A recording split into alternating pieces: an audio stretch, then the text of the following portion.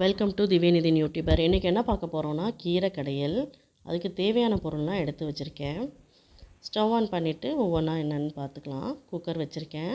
இங்கே 4 பச்சை மிளகாய், 6 பல் பூண்டு சேர்த்துருக்கேன்.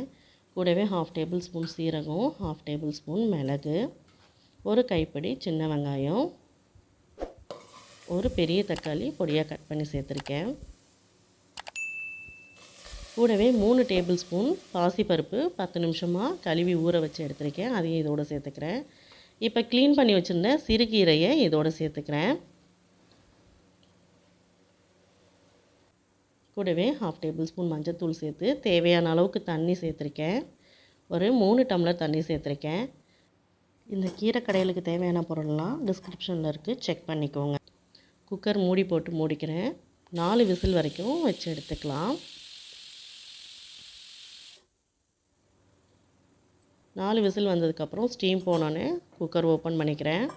நல்லா கீரை வெந்து வந்திருக்கு. இப்போ கீரைக்கு தேவையான அளவு உப்பு சேர்த்துருக்கேன். ஒரு மத்தாவது இல்லைன்னா ஒரு ஸ்மாஷராவது வச்சு நல்லா கடைஞ்சி விட்டுக்கிறேன் இந்த கீரையை.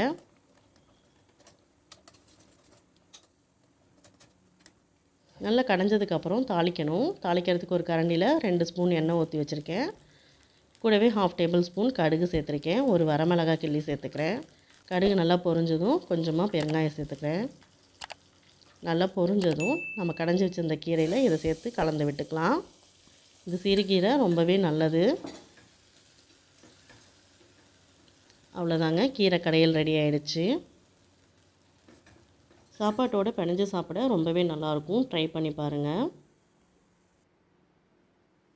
இந்த வீடியோ உங்களுக்கு பிடிச்சிருந்ததுன்னா லைக் பண்ணுங்கள், ஷேர் பண்ணுங்கள். சென்டரில் இருக்க லோகோ டச் பண்ணி நம்ம சேனலை சப்ஸ்கிரைப் பண்ணிக்கோங்க. தேங்க்ஸ் ஃபார் வாட்சிங்.